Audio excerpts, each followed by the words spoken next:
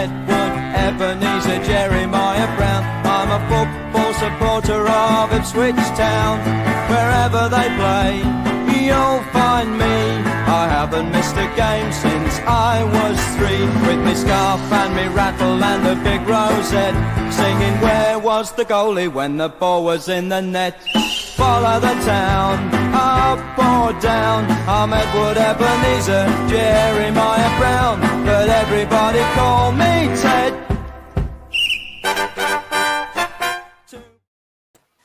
Hello and welcome to this week's edition of We Follow the Town, a weekly show looking at all things Ipswich. This week, however, we'll be looking at the rest of League One, including a selection of midweek features, which we will be talking about on this League One special. But first of all, before we properly get into the show, we just want to mention our new sponsor. Julian Hughes is a golfing coach at Old Joe's Golf and is a member of the World Golf Teachers Federation. Whether you're just starting out on your golfing journey or you already know how to play, Julian can help you improve your game. Prices are affordable, with lessons being £10 per hour, with the introduction lesson being £7.50. So what are you waiting for? Book lessons through Old Joe's or directly through Julian Hughes at 07392 834 199. So I'll repeat that again, 07392 834 199. And anyway, it's time to introduce our wonderful guests. We are joined by Gabriel Sutton and, of course, Rory Jacobs from TBF Pompey. And I'll start with you, Gabriel, before I go on to you, Rory. What have you made of League One so far this season? Because Lee and I were talking briefly before the show, and we said that it's a very tight league. Even 15th place, if they went on a really good run, could realistically get into the playoffs. So would you say that this league is a rather tight league? And yeah, basically, what have you made of it so far? Yeah, it's been fascinating, really. I think there's probably a little bit of a gap between Sunderland and who are obviously third in the table at the moment, and maybe the rest. I think Lincoln you'd probably say is a halfway house, but certainly between Sunderland and Doncaster, I think there's quite a big gap. Sunderland, I wouldn't be surprised if they made a for automatic promotion in these last 11 games. But yeah, I think I would imagine Lincoln will finish in the playoffs. And I think the last 2 playoff spots could be anyone's, really, because as you say, it's a very open league. Personally, I don't quite see Fleetwood, Crewe, MK really getting into that top 6. But there's sides like Accrington Stanley, Oxford, Blackpool as well, who are on a really good run. They've got a chance of getting into it. And I think what's interesting is there's been quite a lot of changes of managers in the division. And in some cases, you kind of expected Paul Cook at Ipswich, for example, to make a real instant impact. It hasn't quite happened. Nigel Adkins was a draw in his first game in charge of Charlton. Doncaster, you think they lost Aaron Moore. So there's been a bit of instability there, which has probably paved the way for your Blackpools and your Gillinghams to kind of build on what they've done in the first half of the season and really make a push for that top 6. So, as you say, very unpredictable. So you just mentioned Blackpool, and Blackpool are on a really good run at the moment. They're 6th in the table, and they beat Peterborough 3-1 on Tuesday. Can you kind of see them as like the dark horses? Do you reckon that they could actually make the playoffs? Blackpool, I think, I'm not even sure I would call them dark horses, to be honest, because I think their form for much of the season has been really strong. I think you go back to the first couple of months where the early stages of Neil Critchley's regime that didn't quite work out, and maybe they suffered from perhaps a lack of experience there that I think's been rectified from a leadership perspective more recently, because they brought in people like Kevin Stewart, Kenny Dougal, good players at this level. And then at centre-back, Grittarson and Ballard. And although some of those players haven't always been available for Blackpool, they've generally had 1 or 2 of them around. And I think that's made a massive difference to the spine of their team.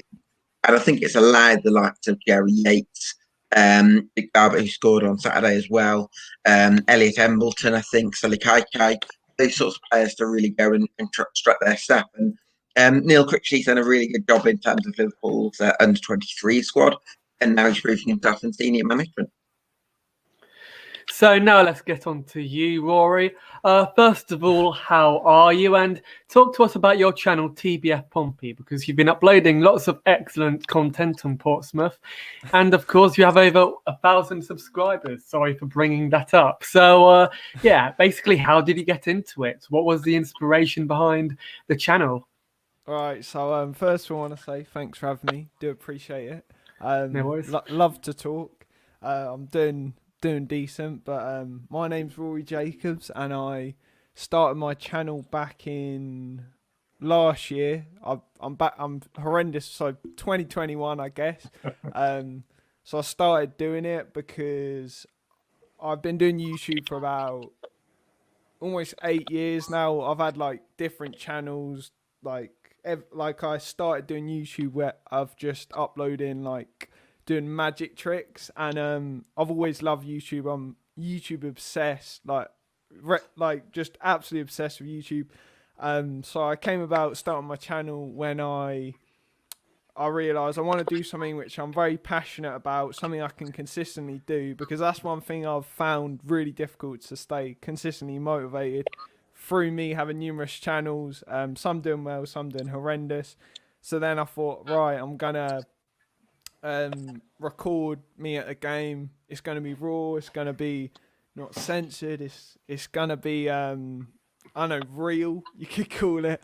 And yeah, I started uploading. It was pretty toxic time to upload videos. It was back when the start of Kenny Jackett's I don't know what you kind of call it, authoritarian regime, whatever you want to call it.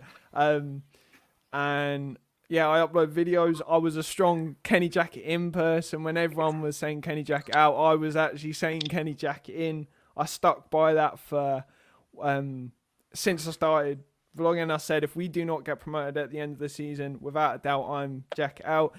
And we didn't get promoted at the end of the season, which is horrendous. And then I had a complete shift in my channel from being positive and being that only fan of positivity to being a complete negative one. Of just going on rants pretty much every video. I did lose a lot of viewership from doing that, which was pretty shit. But yeah, and then I built it there. But another thing to add, when I started off my channel, the main thing which kind of exploded it was when the channel started, Pompey were playing Scum, and basically, I mean, like, when does that happen, you know? And yeah, I done the vlog for that match, and ever since then, that one vlog, it's on 20,000 views right now. It's doing pretty well. Ever since then, I mean, I've just done other vlogs. I've done the Exeter vlog, which there's not a big club, but popped off on the algorithm, and like just that one video was kind of the start of a massive journey. And now I'm here where I am now, 1,020 subscribers in a year, which I'm pretty proud of. And yeah, I'm just uploading consistent weekly content, a pre-match podcast, and a match review. Yeah.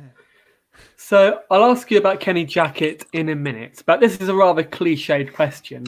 What would you say is the most rewarding part of producing your channel and creating content? Would you say that as your football club is such a closely knit football club, is such a big football club, would you say that there's more of like community vibe surrounding your content, if that makes sense? All right. Well, great question. It's a bit surreal talking about this because I've never had any time to talk about this with anyone pretty much in my life, and I'm obsessed with it, so it's great just to talk about it. So I'd say like creating content it's just, there's something about it. There's some magic behind just creating content, may that be live stream, videos. But personally for me, it's making the video, as in recording it, editing it, and then when finished editing, feeling a sense of achievement, and then uploading it and seeing, statistics grow, likes grow, comments grow. I think that is just the whole process, the grind, the not wanting to do it some days, wanting to, just the whole just the whole grind of YouTube. It's a journey. It's like it's a metaphor. You know, it's just there's some until you ever produce content yourself. I think it's difficult to kind of put yourself in the shoes of a YouTuber, but when you have uploaded videos for years and years and you're just obsessed with it, I think it becomes part of your identity. And I think that's one thing for me. And as I'm an extremely introverted person, so like I struggle being around people, to be honest. And YouTube's just been like, it's just me. It's part of me. And I'd say the most important part of that the most important part of creating content and the motivation is just the people who watch it and also the process of doing it. Yeah. So again, it's absolutely wonderful to have you on the show. It's a pleasure. Sorry, and welcome to those of you who've joined us in the chat. Julian Hughes is in the chat, of course. If you have any questions to ask either Gabriel or Rory, just put them in the chat and we'll put them onto the screen. But here's a question that inevitably we were going to go on. I'm going to ask all of you this. Let's talk about Kenny Jackett for a minute, because Kenny Jackett was sacked a few weeks ago. He wasn't the most popular manager, as we could probably have heard from Rory. Gabriel, do you kind of think that it was inevitable that he was going to get sacked? Because Rory just said that if he didn't get promoted last season, then most of the fan base would have turned their backs on him anyway. So would you kind of say that he got sacked maybe a bit too late? And would you also say that it was an inevitable thing to happen? I don't know if I'd say inevitable. I think the opinion of Portsmouth fans towards Kenny Jackett, I think, has been in the main quite different to the opinion of the Eisners. I think that the Eisners tend to be quite methodical about the way they do things, and I think they would look at Kenny Jackett's record, close to the playoffs in his first season when they were a freshly promoted club. Let's not forget 88 points, I think it was, in his second season. Could have gone up automatically in his third season when the season was curtailed. They're in good form at that point. So I think that he does have form behind him. And there's been question marks, I think, about the style of play at Portsmouth and a lot of direct football and a lot of crosses from deep and long balls to sometimes Ellis Harrison. And Ellis Harrison's got a good spring on him, but he's actually, I think he's 5'11", so is he the type of player that you'd want to build your whole attack around? I'm not so sure. I think he's been out injured recently. Played John Marquis, who was a brilliant striker for Doncaster for 3 years as a number 10. So I think little things like that have made Portsmouth fans question Jackett. And sometimes when you look at the quality of players they've got, Ronan Curtis, Marcus Harness, they've got some decent players at that level. And sometimes I think Portsmouth fans would have wanted to see a slightly more progressive style of play.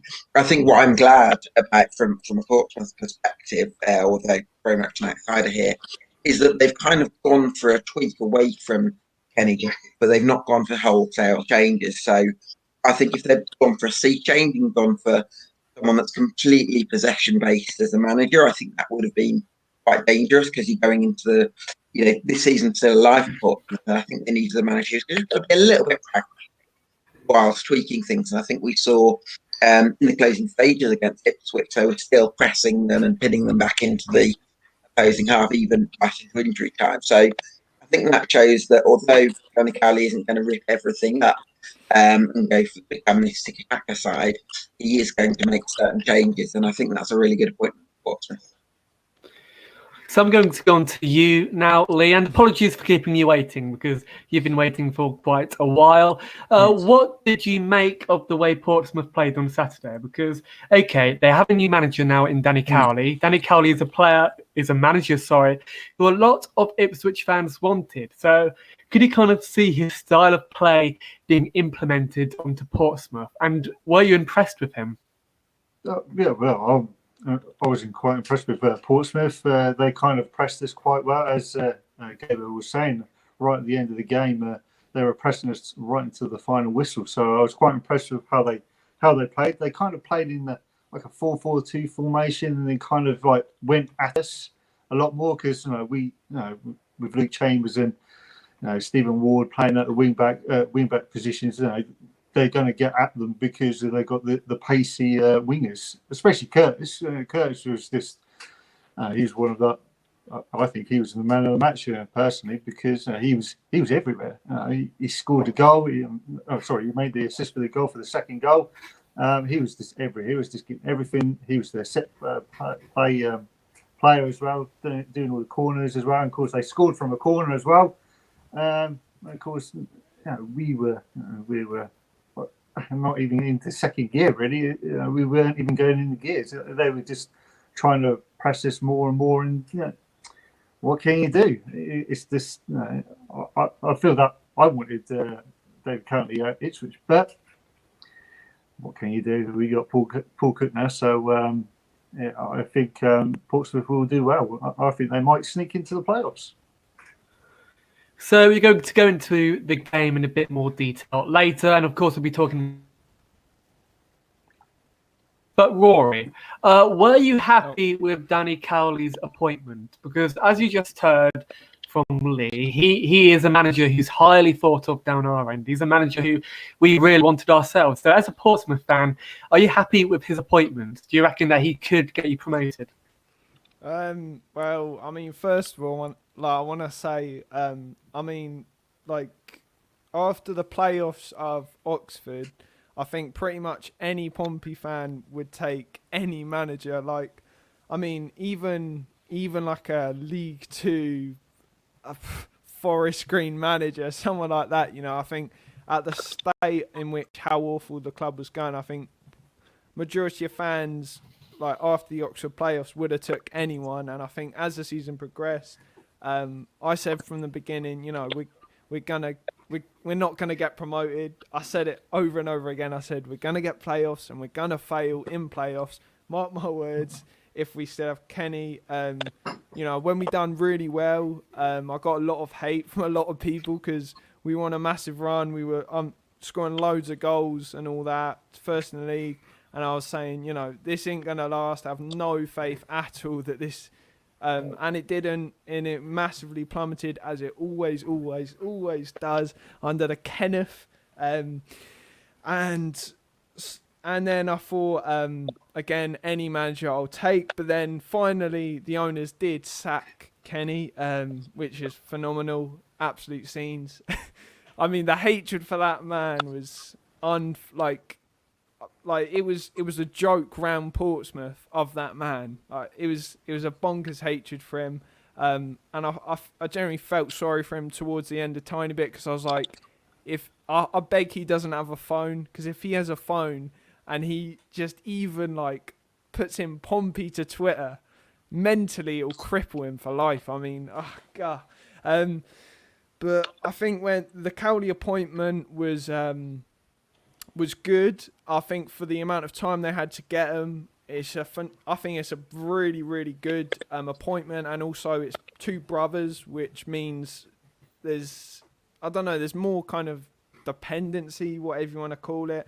And also those two managers are extremely passionate. And, as Portsmouth have the best fans in England, undisputably, I mean, I generally do think we have the best fans in England. I can't think of a fan base which literally doesn't leave Wembley when we lose and as in sings their hearts out no matter what. If we lose or relegation, insane atmosphere, we lose 4-1 at home, doing shit in the league as well with a manager we hate, and the atmosphere is unreal. And even the own scum manager said it's the best atmosphere he's ever experienced in his life. Their own manager, just to go shy.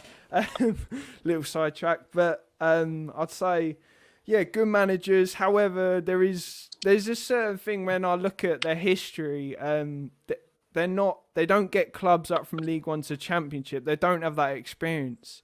They don't have Kenny Jackett wasn't a great manager, but at least he had the experience going from League One to Championship. The Cowleys don't. And that does worry me a little bit. I I rate them what they've done in non-league to League One, what they've done with Lincoln, but all we want is Championship football because we're just sick to death of League One. We should be out of it ages ago. So I think it does make me debate that. However, I think what they've come in under such short circumstances, under a horrendous run of form, you know, losing and not even having a shot on target in the first half against a mid-table League Two club in a Tin Pot trophy. I mean, how shit could you get? and it come in, the passion, the unison, instantly change of dynamic. The players felt the passion, they felt the love for the Cowleys, and as this podcast is about, we came out and I'd say somewhat dominated Ipswich, which is just absolutely bonkers to do, and the way we played as well, not just the scoreline. Yeah. So, Gabriel, let's get on to Danny Cowley, because I think a lot of fans think about Lincoln whenever they think about Danny Cowley. Now, let's go back a few years ago when Lincoln were in the FA Cup. They absolutely smashed Ipswich, much to Mick McCarthy's humiliation, and they went on a magical run. Now, when they were at Lincoln, they played a very specific style. They very much played, I don't want to call it hoofball, but they very much played a formation that very much suited the target man, and of course Matt Reed up front. Would you say that the Cowley brothers could play that way, if that makes sense, at Portsmouth? Or do you reckon they've learned, of course, through Huddersfield and other clubs they've been at, a different style of play that will very much see Portsmouth potentially get promoted? Well, there's two things to say, and both of them would be very much pro the Cowley brothers. I think what Rory had touched upon there about them not having won promotion from League One before, I wouldn't be too worried about that, because I think that sometimes we underestimate the significance of promotions in lower divisions, because it's not harder or easier to win a promotion in a lower division at Concord Rangers than it is at a higher level. And sometimes, you know, in Germany, they fast track coaches, they headhunt coaches who do well in a lower division and back them to step up. And I think that it's sensible to do that with the Cowley brothers, and they've of course got some championship experience. And on your point then about the style of play, I think they're really pragmatic and I think they're really flexible. So that Lincoln side that you saw beat Ipswich, they inherited a side with a target man, with good wingers, and that kind of worked for them. But that's not to say that that's their only style. And I think throughout their time at Lincoln City, they kind of evolved things. I think they pretty much stuck with it in their first season at League Two level in the FL. And then the following season, they went for a bit more mobility up top and built like a counter-attacking side. And actually, by the following season in League One, they'd signed players like Joe Morrell, Jack Payne, Jorge Grant, who are actually, you know, not massive players. They're quite technical, and I think that shows that they're willing to evolve. I think at Huddersfield again showed great sort of flexibility in terms of approaching different games differently. So they're managers that will adapt to what they have and what the opposition have, and devise individual game plans on that, which to me points to meticulous work on the training ground and in terms of devising match strategy. So I'm a massive fan of the Cowley brothers. So I'm going to get on to both you and Lee again in a minute, because we'll talk about the game in more detail. But let's briefly talk about the Cowley brothers at Huddersfield, because in my opinion, they were incredibly unlucky to get sacked from Huddersfield. Huddersfield were a squad that were almost falling apart. I don't know whether that's harsh to say, but they allowed them to stay up. They kept them up. So could you maybe see the Cowley brothers being a real success at Portsmouth? Because in my opinion, they are two cracking managers. Yeah, I expect them to be a real success at Portsmouth. I think I'd be very surprised if they don't take them into the Championship, whether that's this season or next. And I wouldn't rule out the possibility that they manage in the Premier League at some point in the future. They've got that sort of potential. As I alluded to earlier, I think they'll adapt to what they have in terms of the current squad. Bit of an issue at the moment with strikers. I think they've got Marquis and Harrison injured, so I think they adjust that and still get a really good performance against Ipswich. shows they've got what it takes to adapt to whatever life throws at them, if you like. So, yeah, I'm a huge fan of them, and I expect Portsmouth to take Portsmouth into the Championship, even into the Premier League. So let's get onto the game because, as you said, Rory, you did deserve the win. And I think both Lee and I would probably agree with you. So here is the team sheet. Sorry that blocks half the screen. Portsmouth played with a 4-4-2 and Ipswich played with a 4-2-3-1 wide. So, Rory, talk us through the Portsmouth team. Were there any changes? Were there any surprise players on the pitch? And did you expect to win their first game in charge? Right. Well, I think first of all, I was thinking that. I said we'd win 3-1. I was being optimistic because pretty much every match I say we're gonna lose for nearly a year under Jackets. That's been not great. I even predicted we'd lose 4-1 against Northampton and we lost 3-1. So I thought it was 4-1 at Northampton. Nah, it's 3-1.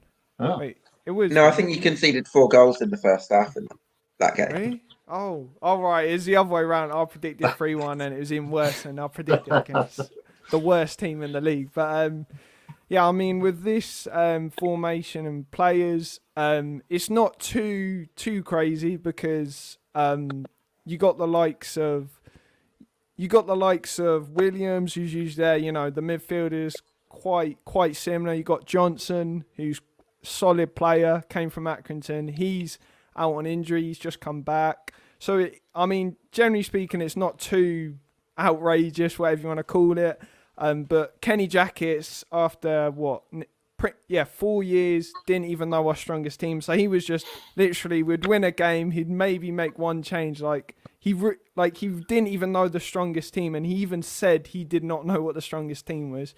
But Geordie Huala, I can't even say it. That's one person who I think that is something Jacket has just been horrendous at doing. So we got him from Coventry, and he done really well there. He had some cracking games there.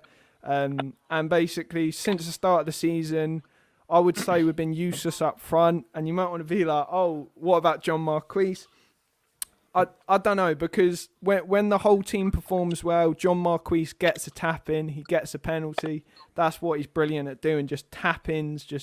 I don't rate the man. I don't think he's talented at all. You know, whenever we need a goal, you can always count on him to do nothing. So I wouldn't say he's a great striker. So people have just been calling out, can't we try Huala like Marquise and Harrison, who doesn't do much, and so forth, don't do much. Why can't we just experiment with Huala? But basically, the whole time, Jacket would never, ever bring him on until the last 10 minutes, which is just ridiculous. So, I mean, starting him was a good thing, and I think he did make an impact. Just something different up front. It was frustrating to see him being taken off, but I could completely understand it. And that's the first real chance he's been given, so you can't really expect an instant performance from him. But yeah, Harnish usually tends to play a bit more up. Like, it was a bit weird seeing Williams there, but Williams' work rate is just absolutely phenomenal. So I think overall the team's passion was just 3x than normal, and that's why we won, I think. So, Lee, there's an interesting comment that just popped up on my screen. Ryan Wazzer, he said, we need to play with 2 strikers in this division. Now, as you can see there, Ipswich very much played with a 4-2-3-1. And a lot of Ipswich fans do say that we should maybe play with a 4-4-2, similar to what Portsmouth played, and that we should maybe play with 2 men up front. Now, in my opinion, we were fairly lightweight up front on Saturday. Do you reckon that was further proof that we should maybe tweak our formation and play with 4-4-2? I've always said we should be playing 4-4-2 in this league, especially when we have James Norwood and Caden Jackson. They were our top goal scorers last season. We had 11 goals each. So, and of course, they're both in the. They were both on the. One was playing, of course, and he scored the goal. But unfortunately, he's still sticking to his 4-2-3-1 formation. But that's a Paul Cook, unfortunately. He wants to do that. But with Thomas Hurley, we go back to the goalkeepers again. Thomas Hurley, I just felt he was off again. I still think we should have given David Cornell a go because he hasn't really had a chance in the league. He's only been playing in the EFL Trophy Cup games and the FA Cup and League Cups as well. So I think we should just give him a go because I think Thomas, we need to give him, take him out of the limelight a little bit and just try him a bit. I was a bit surprised that Chambers played at right back. I thought Matheson might have played there, the Loney from Wolverhampton Wanderers. Even surprised that Stephen Wall played, actually. I thought Kenlock would have played, but I think he was injured. Nsiala, not sure about Nsiala. I'm still not really convinced of him, but I know we had the McGuinness on the bench, so I might have changed that around. And then had two players up front in Parrott and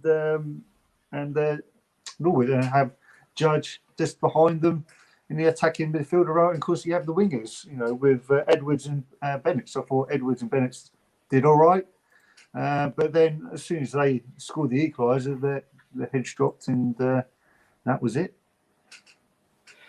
Now we'll talk more about, the players we have and that kind of stuff at the end of the show when we open it up to more questions. But I just want to bring one up here a second. ITFC Tweedy, and I'm going to throw this one to you, Gabe. Dazelle and Bishop is a combination that doesn't work. From an outsider, what do you make of those two players? Because Bishop is out of contract at the end of the season. In my opinion, the verdict is still very much out on him. Do you reckon that the two of them still have potential because they're not youngsters anymore? And as ITFC Tweedy just said, they don't play well together in midfield. Well, from what I've seen of Ipswich this season, I would say Andre Dazelle is the player that you'd want to build your team around. I'd be interested to get Ipswich takes on that, but that's certainly my perception. I think he's got a lovely left foot. I think he can dictate games, and I think really maybe what held you back certainly earlier in the season has been having fullbacks like Chambers and Ward, very old players, and in some ways it doesn't matter how good the midfielder is. If the fullbacks aren't providing that trust, then the ball's just going to keep going back to him. So I think Dazelle's a player to build the team around. I feel like with Eddie Bishop, and I don't know what Lee thinks about this, he's kind of a box-to-box player. So, he's reasonably tenacious, some energy about him, but I wouldn't want to kind of confine him to a two-man midfield. And I think with the 4-2-3-1 that Falkirk obviously like, you'd have Alan Judge, who's a little bit enigmatic, I think, in the number 10 role. So that means there's more positional discipline, I would think, needed for someone like Teddy Bishop. When, again, as I say, I think you want him in that box role. Opening day against Wigan, I think he was, where he just popped up with a goal and got into the box. And I would maybe look, if you've got the personality, that maybe look to three-man midfield. Maybe that would suit Bishop more. But obviously, like his 4-2-3-1. So let's read out a few comments. Ryan Wazzer says, I think Ipswich have the quality, just need to set up so they can express themselves more on the pitch. Julian Hughes. Shout out to Julian Hughes. What was the combined age of our back four on Saturday? 140, probably a bit older than that in my opinion. Probably. And again, Ryan Wazzer again, it's a shame John Nolan was injured. Now let's briefly talk through the changes because in my opinion, there's not much point going through it in a huge amount of detail. So Town boss Paul Cook made 4 changes with Norwood, Stephen Ward, Teddy Bishop and Keenan Bennett returning to the side. Ward came in at left back for Miles Kenlock, which was a controversial decision. And Miles Kenlock was left out of the 18, which was a very strange decision indeed. And Bishop came in for Carl Scouse, who was on the bench. And let's talk about the first bit of action in the game because Town scored fairly early on. Town didn't have much of the ball before they scored, but ultimately on 32, Norwood scored after an excellent through ball from Gwion Edwards, and that was our first shots of the game. Now, Lee, we weren't dominating the game. Portsmouth were very much on top, and this goal came against the run of play. I know we lost the game, but is that type of goal and is that type of build-up play, if that makes sense, what you want to see out of Paul Cook? Because you could kind of see a philosophy in the build-up when we scored? Well, yeah, it's all about, because I think with that goal it was just a counter attack, and we just caught Portsmouth napping, should we say, and we scored. So it was an excellent run, and an excellent finish from James Norwood. But we need to keep James Norwood fit. But yeah, it's just, you know, we got lucky in that goal. So, you know, we did have another chance with Alan Judge's free kick just beforehand. I thought we would have scored that, but good save by the goalkeeper. I think the Pompey keeper did make some really good saves in that game. But then, you know, we just lost it on a set play, and the heads dropped, and of course Pompey were back at us. So it's just, you know, it's just hard luck on ourselves, and I'm glad that Paul Cook has got a week to prepare for Wigan. And of course, it wasn't long before they equalised. Curtis was sent over for a corner on the left, and ultimately skipper Naylor battled his way to the ball and headed home from outside of the area. Having got back on terms, Portsmouth ended the half the stronger, and on 43, Curtis curled a shot wide. Now, Rory, talk us through the goal, because it was a very deserved goal. I reckon Naylor played quite well, in my opinion. I thought he struck the ball quite well. So basically, thoughts on the first half, and thoughts on the goal.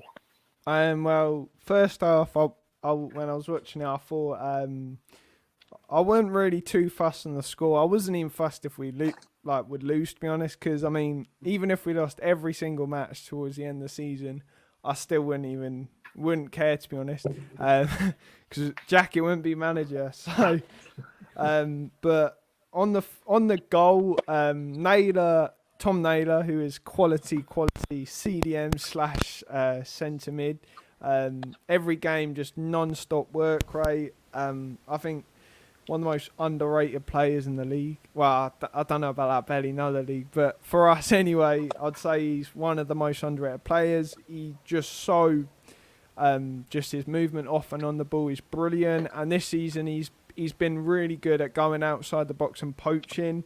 So to see him get a header was phenomenal stuff, really.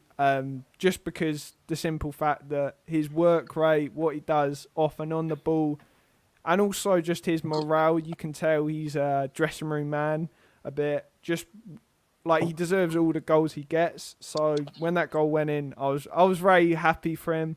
And also it showed a desire, because, you know, after going 1-0 down for the billionth time against another club, to come back and score a fucking goal for once was really good to see. And also just like it was something different, you know, that they haven't scored, the opposition haven't scored against us, and us properly responded for forever, really. So just great goal, and great positioning by him to actually get the header, because it was a decent header, I thought. So yeah.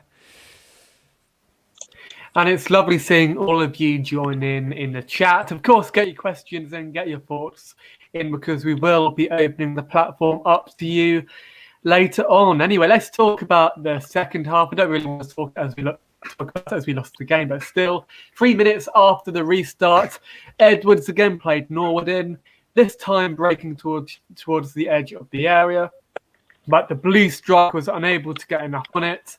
And I can't pronounce this name at all. McGilvery, did I pronounce it right? Yeah, McGilvery. I just call him McGilvery, yeah.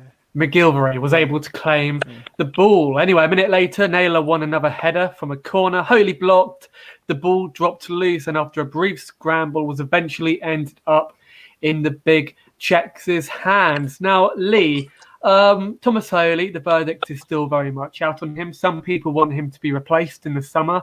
In my opinion, he didn't play too well on Saturday. Do you reckon that he is a player that we need to replace? Absolutely, definitely. He's making too many mistakes, really, especially with his kicking, and he just seems to, when he gets the ball, he just kicks it left, right, and centre, and try and look for Norwood. But Norwood is not a target man at all. He's only 5'11" or something. He's not really a target man. If we had Caden Jackson on, maybe so. But I think it's time for a replacement really for Ipswich Town. Like I said before in the stream, though, we should have had Cornell have a go because he actually won the playoffs last season with Northampton Town. So, why not give him a go? So, Gabriel, let's talk about the target man. So, a lot of Ipswich fans feel as though we would play a lot better under a 4-4-2, and that maybe we would benefit with a target man up front. Can you actually see, though, Ipswich playing with a target man? Do you reckon that would benefit our style of play? I don't know. I think with Paul Cook previously, he obviously got the best out of Kiefer Moore at Wigan last season, and he was a target man, yes, kind of a mobile target man. Difficult, I would say, to find that type of player at this level. If I'm not mistaken, I think in a lot of Paul Cook sides, the striker that you've got doesn't tend to be the one that's actually scoring most of the goals. I think he likes a striker that's kind of going to graft out wide, and then the three attacking midfielders tend to be the ones that are rotating and interchanging and possibly getting into goal-scoring positions. If I look at Portsmouth's title-winning season in 16-17, if I'm not mistaken, the top goal scorer that season was actually fairly low on goals. So he likes his sides to kind of spread it out a little bit. And I suppose what you've got with James Norwood is very much a poacher. Not to say that he doesn't work hard for the team, but I would say he works hard in quite an individualistic way. So he does like to have a lot of shots and generally looks to fashion chances for himself. So that alters the dynamic and probably a different type of challenge for Paul. But great to see William Edwards looking at his career on Saturday and have a couple of chances. Now, I'll ask you about Paul Cook once we get on to the questions, Rory. But let's get on to the goal, because chances at both ends had been rare since half-time. But in the 72nd minute, the home side went in front. Portsmouth broke down the left, having played out from the back. Although with Town players feeling the ball had gone out of play, and eventually Curtis's cross reached Harness, Portsmouth basically burst into the area, and the former Burton winger, Harness, scored from his first shot, and the ball went into the back of the net. Now, Rory, talk us through the goal, because it was a very well worked goal. I reckon you deserved it. Personally, I reckon Portsmouth were a very good team. They were by far better than Ipswich. So, do you think that the lead was well deserved? And talk us through the goal. Starting off, I think the passion and desire which we showed definitely, I think we definitely deserved to win, to be honest. I thought Ipswich were a bit, just flat, kind of. First half, they were decent, quite aggressive on the ball. Who's that guy who looks like a Viking? James Norwood? Yeah, Norwood, yeah. He's crazy. He used to be bald, by the way, so... I think it'd actually suit a Pompey shirt, but I thought the passion, the desire, it was all there for a goal completely. I think it was just a matter of time. The way Curtis was whipping balls in, the way Harness was attacking the box well. You had Ronan Curtis just amazing travelling, doing what he does best. I think when Curtis is in his prime, he is absolutely phenomenal.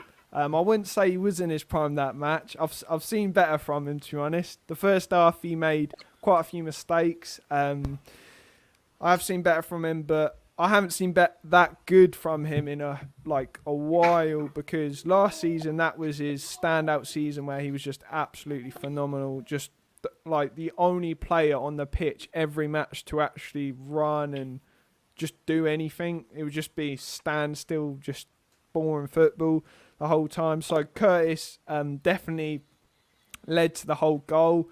The way he manoeuvres, the way he does that, the way he manoeuvres his way from going down the wing or just cutting in the box. Either way, he does a phenomenal job. And yeah, I think the reason we got that goal was because so many players wanted it. I think that was a big one, because when the rebound happened, there was one, people were charging in. The passion was there, and that's what I think every Pompey fan wants to see so much. It's passion more than anything. That's why if we lose a match, we don't care. If there's passion, we're happy, all right? And that's why I think a lot of the time the atmosphere was so toxic. And I hate to see fans boo, like, more than anything. I hate when fans boo, because as a Pompey fan, it's undedicated support no matter what. An away day, it's phenomenal. Like, at home, phenomenal atmosphere. Like, well, unless it's like, proper tin pot club, but like passion really, really makes or breaks everything. So Again, I'm obsessed by passion, but I think the reason that goal went in was passion and desire. That's why. Yeah. Now I have two more questions before we get into the other League One games, and of course the questions at the end of the show. And I wanted to ask you about Paul Cook, Rory, because Paul Cook, of course, used to manage Portsmouth. He did very well there. I heard on the commentary though that when Paul Cook left, there was quite a toxic, I don't know what you call it, but quite a lot of toxic feel around him when he left, if that makes sense. What do you make of Paul Cook's reign in charge at Portsmouth, though?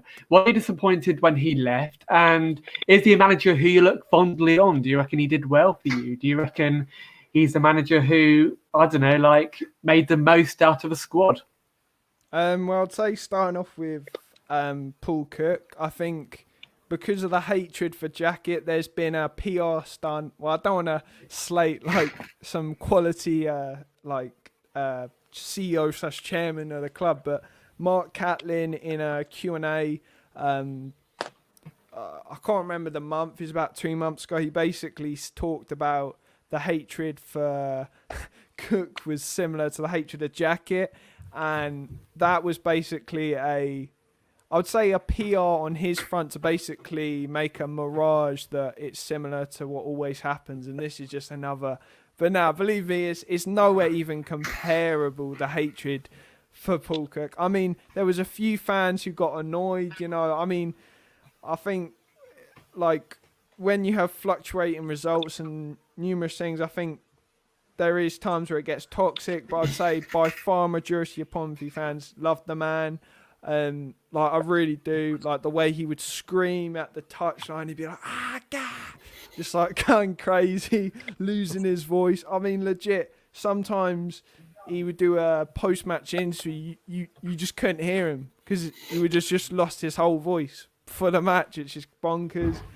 Needs some Lemsip sometimes. Sounds like he's got a sore throat. Yeah, yeah. I mean, he proper racks his vocals. Yeah. And all the time he would get sent to the stand for trying to assault the ref or some little thing like that, whatever. And Pompey fans do love that. They love passion, and that, again, that's why Cowley brothers, I think, are class because they respect the fan base. They're passionate. So I'd say overall Pompey fans love Paul Cook. I'd say majority of fans are sad to see him go, and I think the only reason that Paul Cook's getting bad press is because was before Jacket got sacked. It was a smear to basically compare the two, Kenny Jacket and Paul Cook, where they're not even in the same league at all. I mean, Paul Cook is a quality manager. Well, he went to Wigan straight after, didn't he, and got him up, didn't he? Yeah. I mean, that is phenomenal management to do back to back. That is. To do that, you cannot just luck or guess it. There's no way around that. So I'd say he's an absolute quality manager, and there is a bit of a mirage of Pompey fans hating him, when in actual truth there was a few because of his really unorthodox way of handling situations and his aggression. But I'd say majority of fans loved him and think he's a great manager. Well, if I can just kind of chip in here, if you don't mind, I almost feel that the love and the hate are almost two sides of the same coin. And I think the fact that some fans, the hatred that some fans felt, if you'd call it that, after he left, because I do think there was some hatred immediately after his left. There's lots of sort of people giving him snake emojis and that sort of thing because he had said the only team I'm going to leave this club for is Liverpool, and then he went to Wigan, and I think a lot of people were hurt by that. But I think it's because they loved him so much, and sometimes love and hate are two sides of the same coin, really. Yeah, and also, I mean, won't lie, when Wigan came to Fratton Park, I'm pretty I mean, the atmosphere was so good because it was like he was coming back after leaving us, and the atmosphere was pulsating. It was crazy because it wasn't the biggest match, but because it was an ex-manager, the atmosphere was just phenomenal. And I think there was a bit of, for leaving us, but that's because we know he's a great manager and we know what he'd done with so many players and brought in. And I think, I mean, it's a match. I don't know. Cole Naismith, though, on the other hand, who came through our academy, like phenomenal player towards the end. When he left, he basically put his fist up to the Fratton end, and then when he done that, he had to go because he insulted the Fratton end. Like that's biblical stuff there. So there was toxicity towards certain players like Naismith, who Paul Cook then incorporated to his squad when he left, and also just. I would say there's way more hatred for Naismith when he done that than Paul Cook because he full on disrespected the club which like made him, which yeah. I'm sure. Go on. Yeah, carry on.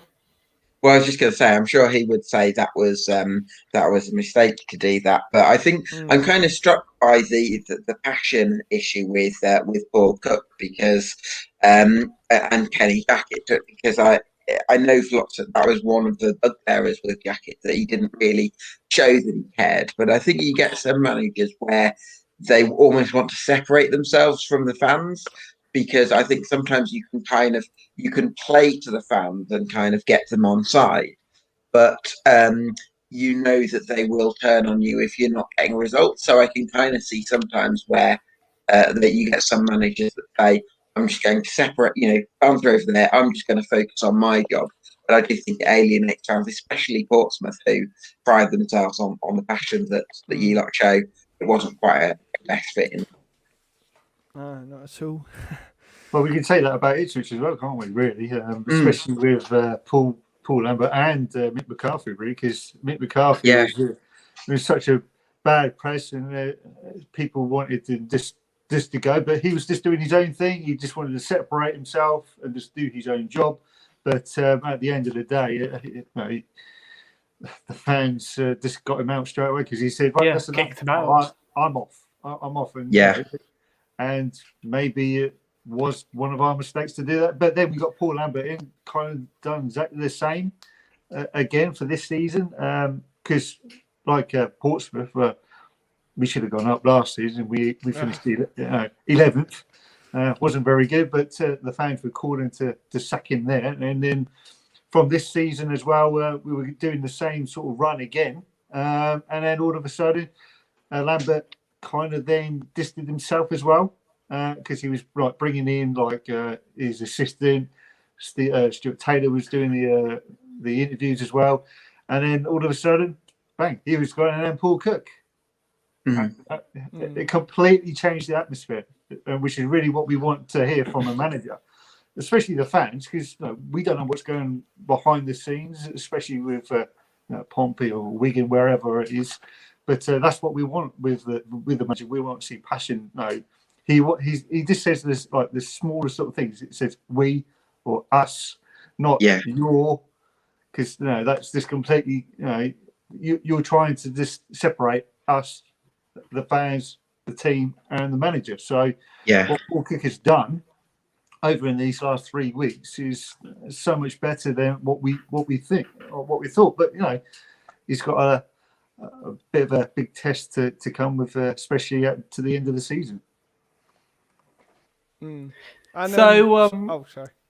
yeah, carry on a minute. Yeah. Oh, I was just gonna say with us, it's I wouldn't say it's even a factor for the manager to disconnect. Like it's not even. It just wouldn't work at all. Like even Kenny Jackett, the most boring, hated man. Like even him. I mean, you could probably quote about 60 interviews where he like just praised the fans completely. But like he tried to connect himself, but he didn't. I mean, even a boring man who doesn't really care. So I'm going to throw this question out to both you, Rory, and Gabriel.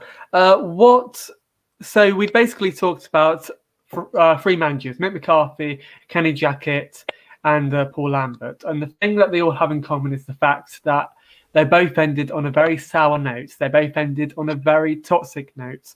What do you reckon these three managers have in common? Because, there is something to be said about man management. There is something to be said about dealing with the PR side of things, dealing with the media, how you speak to the media, how you speak to the fans. So, yeah, I mean, basically, I kind of guess I've answered it in the question. But what do you think these three managers have in common? Working with Marcus Evans. Dreadful owner. Don't get us started. No, don't, please. Exactly. Anyway, so to end the show, this is, of course, a League One special. And we haven't actually spoken about many other teams in League One yet. And we've chosen 3 or 4 fixtures from the weekend because, of course, there were only 4 fixtures in League One this weekend. And we're going to start off with Blackpool versus Peterborough.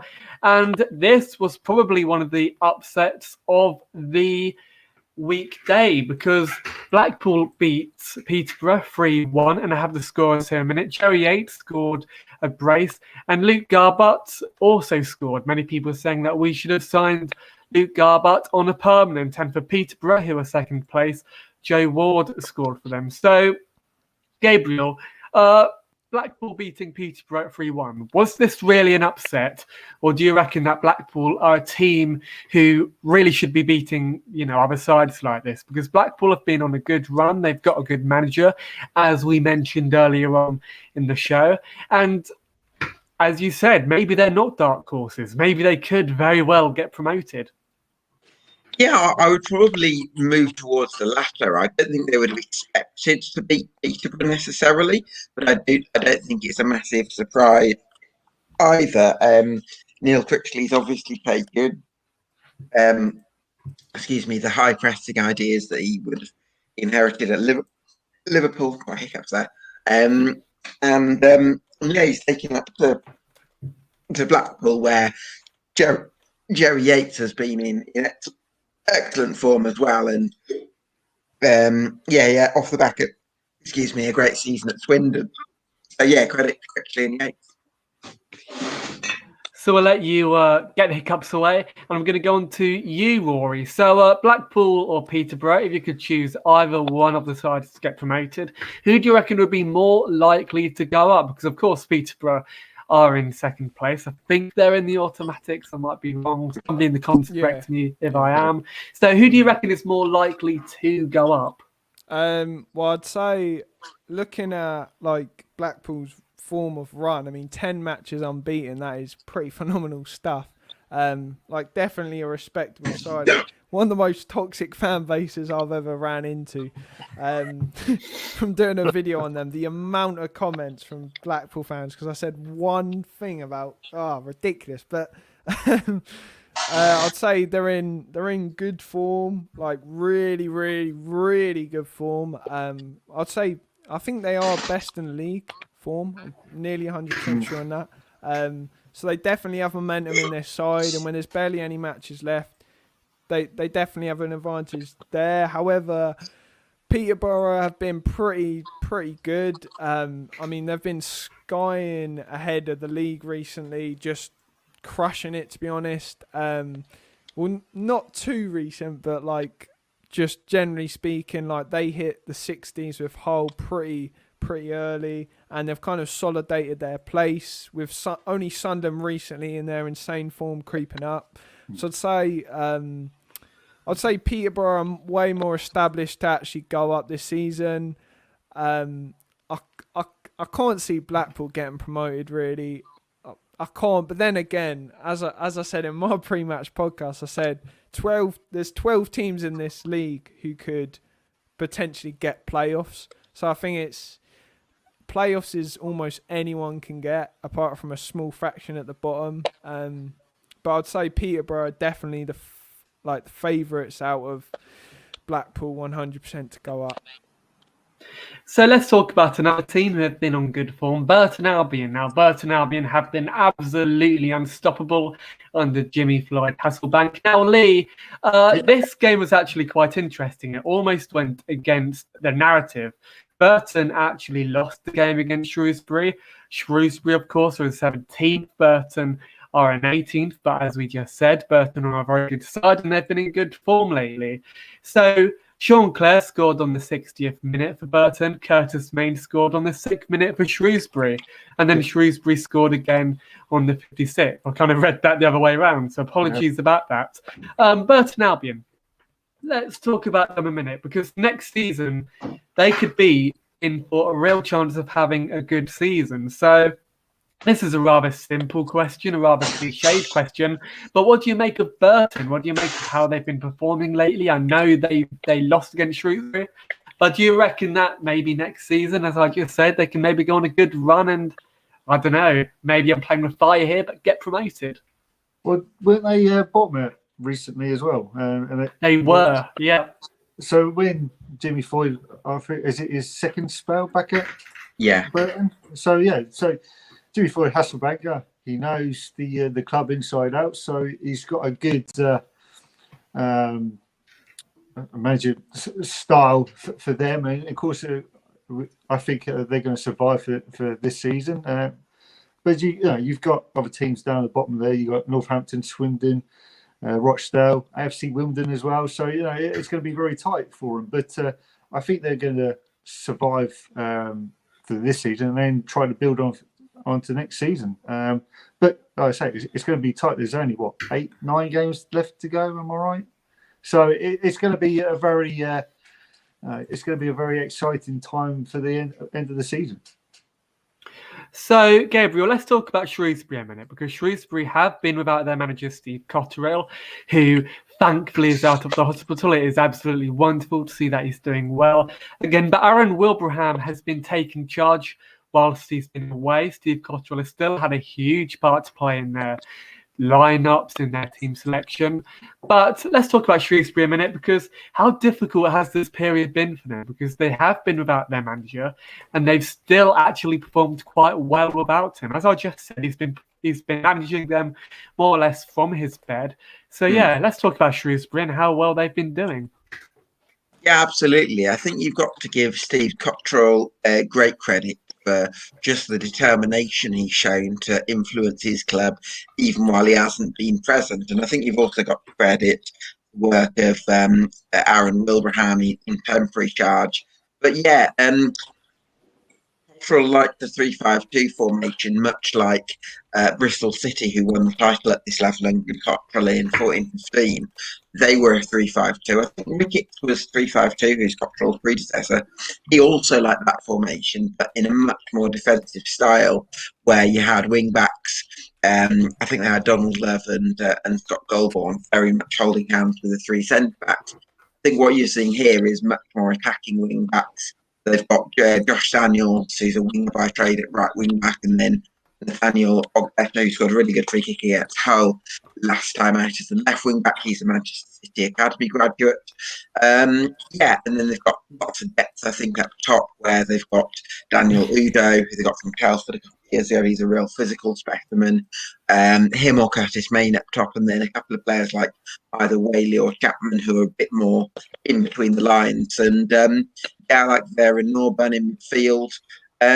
Lots of depth there, I think, and I always felt like they've probably got a squad, just above the relegation zone. So I think they were underachieving under Sam Ricketts, maybe overachieving a little bit in terms of their form under Steve Cottrell. So I think that goes to show how well he's been doing.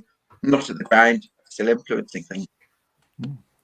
So we're not going to go to two fixtures because we are running a bit late. We'll probably close the show. Let's close the show with Northampton versus Oxford United, because that might be quite an interesting match to talk about. As you can see here, well, as you can't see here, Northampton actually beat Oxford 1-0.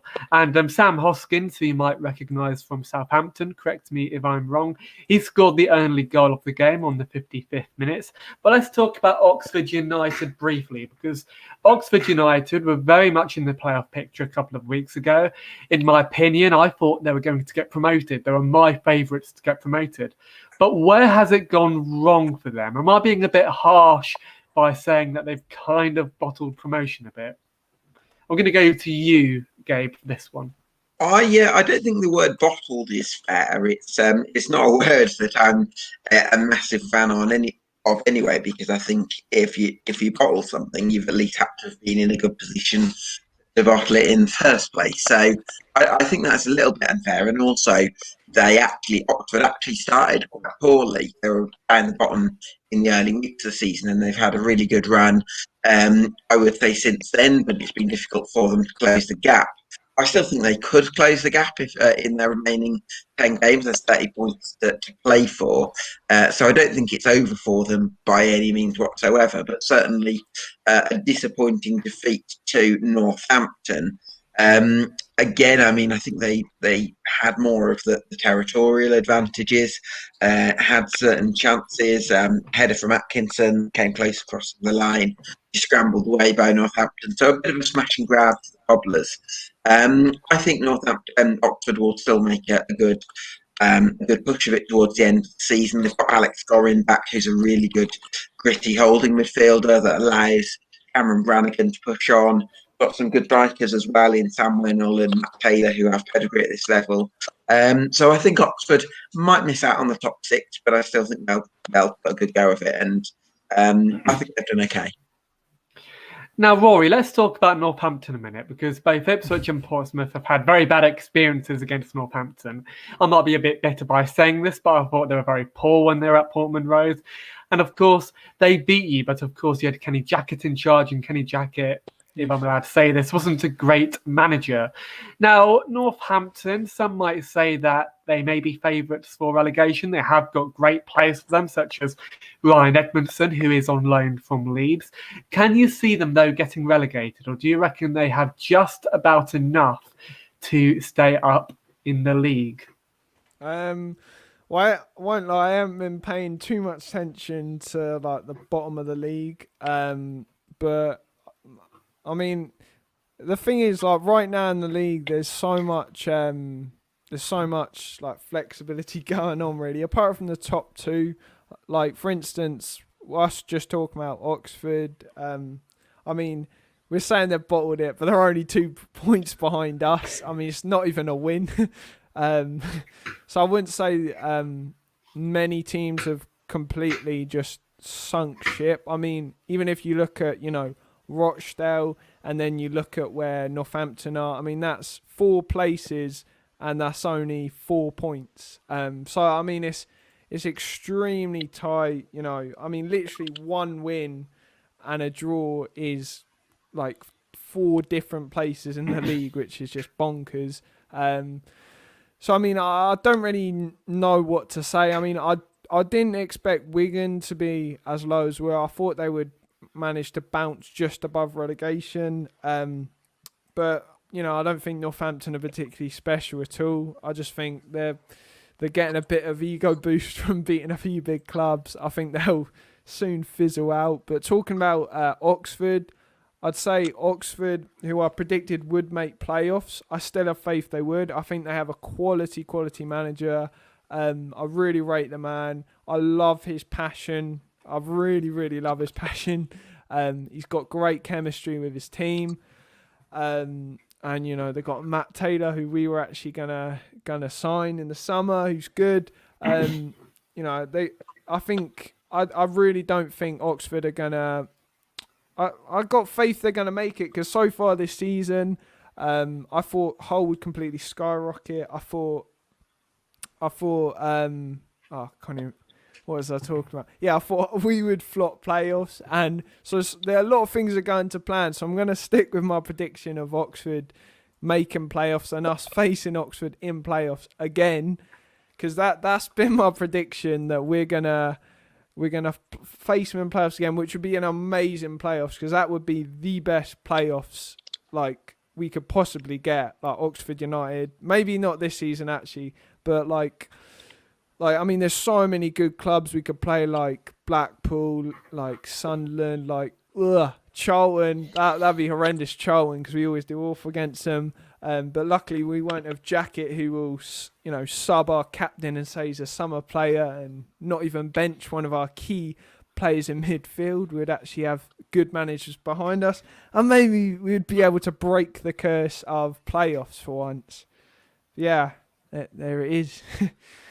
And of course, Carl Robinson is linked with Sheffield United, so maybe I was a bit harsh by calling them bottle jobs. So I apologise to any Oxford fans listening to the show. And to make it even more damning, I think Oxford are more or less in the same position that we are, Ipswich Town fans. So yeah, this is the league table. Hull are, of course, in first place, followed by Peterborough United. The playoffs are looking fairly tight, as we've kind of alluded to. Sunderland, Lincoln, Doncaster and Blackpool currently are in the playoffs. And let's quickly talk about the bottom four: Bristol Rovers, Wigan, AFC Wimbledon and Rochdale. Now, Gabe, I didn't realise that Wigan were in 22nd. I thought they were doing quite well. I mean, I didn't think they were at the top half of the table, but I thought they had crawled out of the bottom four. Now, talk us through Wigan. Why have they bottled it? Liam Richardson, if he leaves at the end of the season, he might join Paul Cook. So yeah, I use the word bottle again. I'm ending this show on a very good high. Talk us through Wigan. Please save me. Talk us through Wigan and why are they where they are at the moment. Well, I don't think where they are is any real surprise. If anything, I was actually expecting them to be bottom, and given the financial constraint, they lost 15 odd first team players in the summer. Constant uncertainty. Looks like there's a glimmer of light at the end of the tunnel with the Bahraini takeover coming through. I've actually just done a periscope with a Wigan fan who says reasonably optimistic about the early signs of that. So fingers crossed for them long term. I think Liam Richardson's done a marvellous job, because he's had a reduced squad, massively reduced squad, a skeleton staff, if you like. So he's had to kind of manage the whole club, if you like, and not just the team, which makes the job a lot harder. And I just think the perseverance he's shown has been outstanding. And I wouldn't be surprised if he does join up with Paul Cook at Ipswich maybe in the summer, and maybe we can go for a new manager to go with the new owner. So, but I think, yeah, done a fantastic. Whether or not they stay up, just for them to have a chance of staying up, I think it's testament to work Liam Richardson. And of course, that is the perfect note to end the show on. I'm going to ask you one last question, Rory, because this weekend you play Shrewsbury. Then I'll ask you, Lee, about our game this weekend. Okay, so Shrewsbury versus Portsmouth, you're away from home. Do you reckon you could win that game? Do you reckon that Danny Cowley could continue his good start at the club? Yeah, I'm pretty confident. I am a bit radical sometimes with my scorelines. Not always. Sometimes I just go for, the classic boredom results. But I'm going to go for a 6-1 win. I think we're going to have 6-1. Yeah. God, I wonder what the odds on that are. Anyway, Lee, do you reckon Ipswich could beat Wigan 6-1? Or do you reckon it to be a tight game? Well, I did say when we played Hull City a few weeks ago that we're going to lose 4-1, but then we ended up winning 1-0. So I could be completely wrong here. I could be completely wrong here. So we could win 6-1, like Rory said with Pompey. But I feel that we're going to probably edge it. I think we're going to be a 2-1 or 1-0 win for us. Wigan last time out lost to Accrington 3-1. They drew with Wimbledon. Of course, they had a couple of wins with Plymouth and MK Dons as well. But I think overall, for us, I think we're going to have the victory. But it's going to be interesting to see, because we haven't even beaten them since 2016 at their place. So it's going to be a very interesting game. I know we beat them at the first game of the season, this season, by 2-0. So hopefully Edwards and Bishop may be playing, maybe Dizelle playing, but Fingers crossed. Fingers crossed that we'll get the victory. And of course, thank you very much to those who've joined in on the show, who've taken part in the comments, and who sent in your questions. Apologies we couldn't get to all of them because we are running late. And I want to thank you two, Rory and Gabriel, for joining in on the show. You've both been wonderful guests, so it was an absolute pleasure having you on. And just a final word about our sponsor. You can, of course, get golfing lessons from Julian Hughes. The number is down below for those of you who are watching on YouTube, or for those who are watching via iTunes or Amazon. It's 07382 834 199, and the prices are very affordable, of course, so don't forget to check him out. And again, just a quick shout out to our show on Sunday. We'll be joined by Lee Norfolk, former Ipswich Town and AFC Sudbury player. So get your questions in. You can get those questions in via Twitter or via our email, wefollowthetown@itfc@outlook.com. And it'll be a very good show. So, of course, join us then at 8:30, I think. This is when Lee tells me that I've gotten the time totally wrong. So, yeah, best to stay in touch with Twitter if you want to get the timings on that. But it'll be a good show. So, again, thank you very much for joining us. Join us on Sunday. And good night. And carry on following the town.